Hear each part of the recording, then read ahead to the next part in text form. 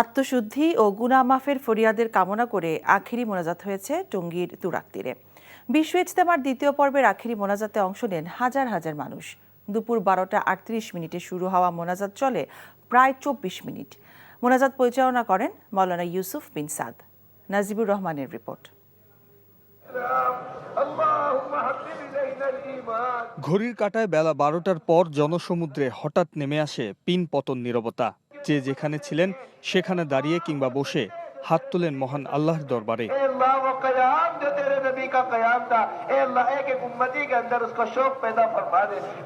আমিন আল্লাহুম্মা আমিন ধ্বনিতে মধ্যাহ্নের আকাশ বাতাস মুখরিত করে মহামহিমের সন্তুষ্টি লাভের আশায় আকুতি জানান লাখ লাখ মুসল্লি।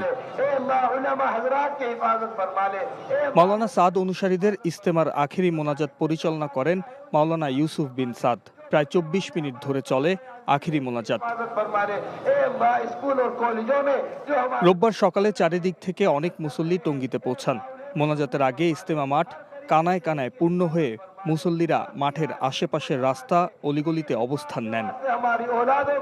আত্মশুদ্ধি ও নিজ নিজ গুনাহ মাফের পাশাপাশি মুসলিম উম্মার শান্তি কামনায় প্রার্থনা করেন তারা। ইজতেমা থেকে দোয়া করলাম যে আল্লাহ তাআলা যেন সারা বিশ্বের মুসলমানকে হেদায়েত দিয়ে দেয় এবং সমস্ত মুসলমান যাতে এক আর নেক হয়ে দিনের কাজ করতে পারে, এই দোয়াই করছি। দোয়া করছি যে আল্লাহ তুমি বাংলাদেশে যত মুসলমান আছে হেদায়েত করো, আর আল্লাহর নাম লইয়া সবাইকে ভালো করো।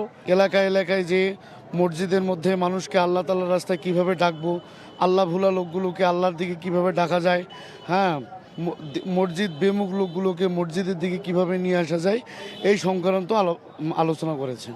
এর মধ্য দিয়ে শেষ হলো এবারের 58তম বিশ্ব ইজতেমা।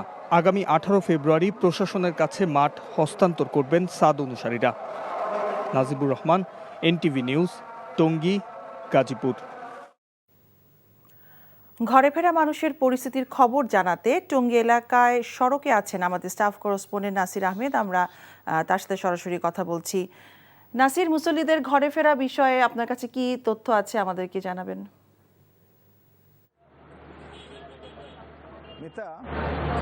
বিশ্ব মুসলমানদের ঐক্যবদ্ধ এবং মঙ্গল কামনা করে যে আখিরি মোনাজাত শেষ হলো।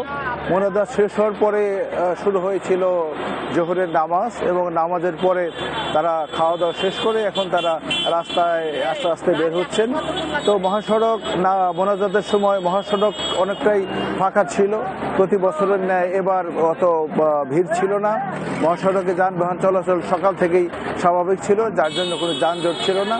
এখন মুসল্লিরা ইজতেমা ময়দান থেকে বের হয়ে আসছেন মহাসড়কে। এখান থেকে তারা বিভিন্ন গন্তব্যে যাওয়ার জন্য তাদের রিজার্ভ করা বাস বিভিন্ন স্টপেজে রেখেছেন। এখন তারা সেখানে পায়ে হেঁটে যাচ্ছেন। অনেকে আবার যারা আশেপাশে জেলার রয়েছেন তারা এখান থেকে বিভিন্ন বাস যুগে তারা যাওয়ার চেষ্টা করেছেন। আমরা একটু আগে খবর নিয়েছি টঙ্গী রেল স্টেশনে, যেখানে 8টি ট্রেন বিশেষ ট্রেন চালু ব্যবস্থা করা হয়েছিল। সেই ট্রেন স্টেশনও আমরা তেমন ভিড় দেখিনি, এবং ওখানে স্বাভাবিকভাবেই মুসল্লিরা ট্রেনে যাচ্ছেন এবং ট্রেনে তারা উঠতে পারতেছেন। মহাসড়কে এখন তেমন কোনো চাপ নেই। যারা এখানে মহাসড়কে আসতেছেন তারা যানবাহন পাচ্ছেন, এবং যারা বিভিন্ন জেলা থেকে এসেছেন, অর্থাৎ দূর দূরান্ত থেকে যারা এসেছেন, তারা হয়তো আসর নামাজের পরে অনেক মুসল্লিরা বের হবেন, সেরকম প্রস্তুতি রয়েছে। এই ছিল বিশ্ব ইজতেমা ময়দানের সর্বশেষ খবর।